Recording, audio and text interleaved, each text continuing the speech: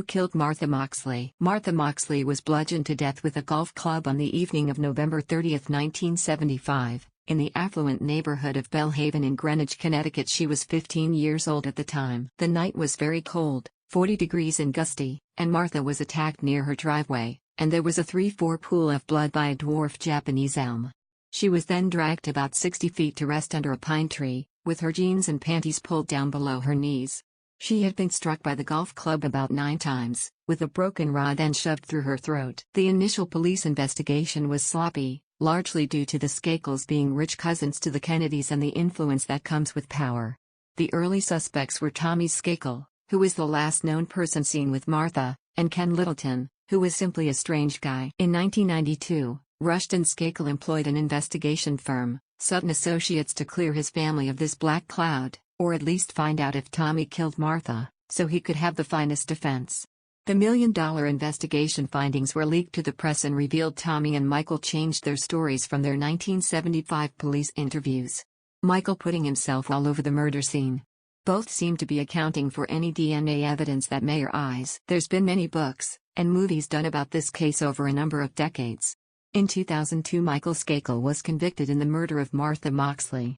In 2013, Michael was granted a new trial contending an inadequate defense. However, that verdict was reinstated in 2016 by the CT Supreme Court. After a jurist retired, the CT Supreme Court then reversed their decision and vacated the verdict against Michael Skakel. Some of the better books: A Season in Purgatory, Dominique Dunn, fiction; Greentown, Timothy Dumas; A Murder in Greenwich, Mark Furman; Conviction, Len Levitt. A YouTube search will reveal many documentaries. American Justice did a nice job if memory serves. I tend to stay away from RFK's work because I don't find it credible. For me, this case has always come down to 2 suspects, Michael or Tommy Skakel. I do believe Martha was attacked before 10 p.m., primarily because she was determined to be home on time. Tommy was always the obvious suspect, because he was messing around with Martha in his yard, was the last known person to be seen with her, and she just had about a 150-foot walk to her home. Michael put himself at the Terrians, cousins to the Skakels. Jimmy Terrian, Dodo, had come out to the vehicle and supposedly departed with Michael, Rush Jr., and John to go to watch Monty Python at approximately 9:30 p.m. However, doubt had arisen as to if Michael was in that vehicle. The Sutton report revealed John under hypnosis could never place Michael in that vehicle going to the Terrians, Sursum Corda. Rush Jr. had initially told Dr. Les Michael didn't go to the Terrians. Jimmy Terrian put Michael in the vehicle, but Jimmy was caught lying as to his whereabouts later that night, and was not cooperative with police. Julie Skakel thought she saw Michael after the vehicle departed, and Andrea Shakespeare was convinced Michael never went to the Terrians. If Michael indeed remained home, he's by far the better suspect.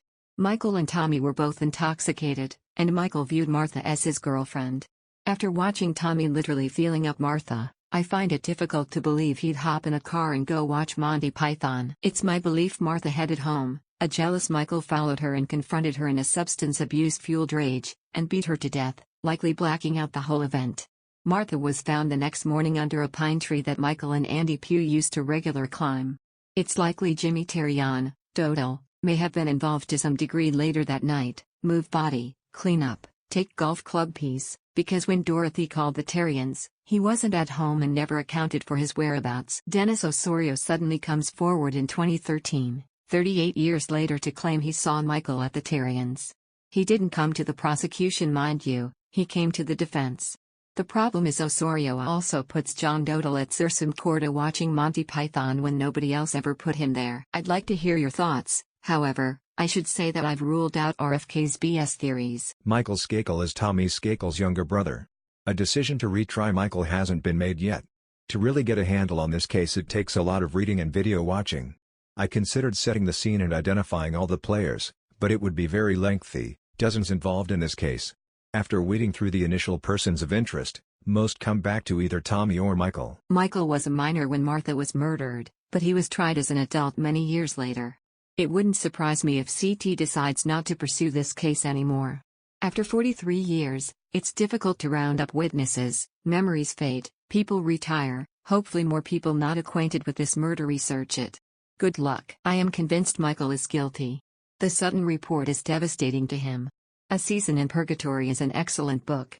Hate Furman or not, his book on Martha's murder is good. This guy's connection to the Kennedy family is so absurdly tenuous, it always annoyed me when the tabloids blasted the words Kennedy cousin inevitably accompanying his name, very desperate to hype up the case, I think. Love that Skakel's story was that he was just masturbating in the tree next to the victim's window. But he didn't kill her.